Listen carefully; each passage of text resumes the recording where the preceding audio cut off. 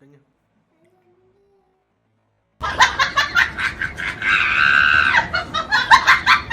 Hi guys, welcome back to our channel. അപ്പോൾ ഞാൻ ഇന്നൊരു കിടിലൻ ദം ബിരിയാണിയുടെ റെസിപ്പി ആയിട്ടാണ് കേട്ടോ വന്നിരിക്കുന്നത്. 2 സവാള എടുത്തിട്ടുണ്ട്, അത് നല്ല സ്ലൈസായി കട്ട് ചെയ്തെടുക്കാം.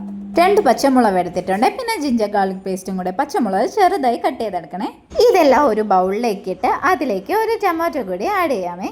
ഇനി ഇതിലേക്ക് പൊടികൾ ആഡ് ചെയ്യാമേ. മല്ലിപ്പൊടി, മുളക് പൊടി, കാശ്മീരി മുളക് പൊടി. ഇതാണ് കേട്ടോ നമ്മുടെ മെയിൻ ഇൻഗ്രീഡിയൻ്റ് ആയ ബിരിയാണി മസാല. ഇത് കൂടെ ചേർത്ത് കൊടുക്കുക. ഇതില്ലാത്തവർ ഗരം മസാല ചേർത്താലും മതി. ഇതിലേക്ക് പുതിനയിലയും മല്ലിയിലയും കൂടെ ആഡ് ചെയ്ത് കൊടുത്ത് നമ്മൾ എടുത്ത് വെച്ചിരിക്കുന്ന ചിക്കനും ആവശ്യത്തിന് ഉപ്പും കൂടെ ചേർത്ത് നമുക്ക് നന്നായി മിക്സ് ചെയ്തെടുക്കാം.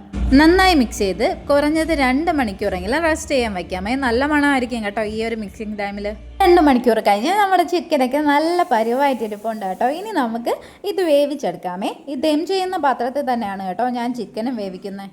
വേണമെങ്കിൽ ആവശ്യത്തിന് വെള്ളം കൂടെ ചേർക്കാമേ. ഞാൻ ഇവിടെ വെള്ളം ചേർത്തിട്ടില്ല. ചിക്കനിൽ നിന്ന് ഊറി ഇറങ്ങുന്ന വെള്ളമാണ് കേട്ടോ ഉപയോഗിക്കുന്നത്. നമ്മുടെ ചിക്കനൊക്കെ നന്നായി വെന്തതിന് ശേഷം നമുക്ക് ഇനി ചോറ് തയ്യാറാക്കി എടുക്കാമേ. ആദ്യം തന്നെ വെളിച്ചെണ്ണയും നെയ്യും ഇതിൽ ചേർത്തിട്ടുണ്ട്. ഇനി നമുക്ക് സ്പൈസസ് എല്ലാം ആഡ് ചെയ്ത് കൊടുക്കാം. 2 മണിക്കൂർ കഴുകി വൃത്തിയാക്കി കുതിർത്ത് വെച്ചിരിക്കുന്ന അരി നമുക്കിതിൽ ചേർത്ത് കൊടുക്കാമേ. ഞാൻ കൈമ റൈസാണ് കേട്ടോ ഇവിടെ എടുത്തിരിക്കുന്നത്. അരി കൂടെ ചേർത്ത് നമുക്ക് നല്ല രീതിയിലൊന്ന് മിക്സ് ചെയ്തെടുക്കാമേ. ഇനി ഇതിലോട്ട് വെള്ളം ആഡ് ചെയ്യാം. 1 കപ്പ് അരിക്ക് 1.25 ഗ്ലാസ് വെള്ളം, ആ ഒരു റേഷ്യോയിലാണ് കേട്ടോ വെള്ളം എടുത്തിരിക്കുന്നത്. ഇതിലേക്ക് ആവശ്യത്തിനൊപ്പം നാരങ്ങ നീരും കൂടെ ആഡ് ചെയ്ത് കൊടുക്കാം.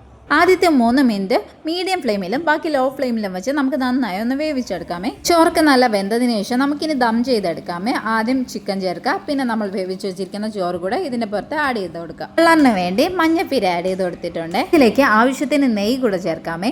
ഇതാണ് കേട്ടോ നമ്മുടെ മെയിൻ ഇൻഗ്രീഡിയൻറ്റ്. നമ്മുടെ ബിരിയാണിക്ക് ഫ്ലേവറും ആ ഒരു മണമൊക്കെ തരുന്ന ഒരു കിടിലായിട്ടാണ് കേട്ടോ. ഇതാണ് കേട്ടോ ബിരിയാണി എസൻസ്. ഇത് കൂടെ ചേർത്ത് നമുക്ക് ദം ചെയ്തെടുക്കാമേ. ദം പൊട്ടിക്കുമ്പോൾ തന്നെ നല്ല മണമായിരിക്കും കേട്ടോ. ബിരിയാണി എസൻസ് ചേർത്തത് കുറച്ചുകൂടെ കൂടുതൽ മണമായിരിക്കും. അങ്ങനെ നമ്മുടെ ദം ബിരിയാണി ഇവിടെ റെഡി ആയിട്ടുണ്ട് കേട്ടോ. അങ്ങനെ ചിക്കൻ ഫ്രൈയും സാലഡും എല്ലാം റെഡി ആയിട്ടുണ്ട്. അപ്പോൾ നമുക്കിനി കഴിച്ചാലോ? എല്ലാവരും ട്രൈ ചെയ്ത് നോക്കണേ. നല്ല ടേസ്റ്റ് ആണ് കേട്ടോ. പ്രത്യേകിച്ച് ബിരിയാണിയുടെ എസൻസ് ചേർക്കുന്നതുകൊണ്ട് നല്ല മണമായിരിക്കും. ആ ബിരിയാണിയുടെ തനി ഫ്ലേവറും ഉണ്ടായിരിക്കും.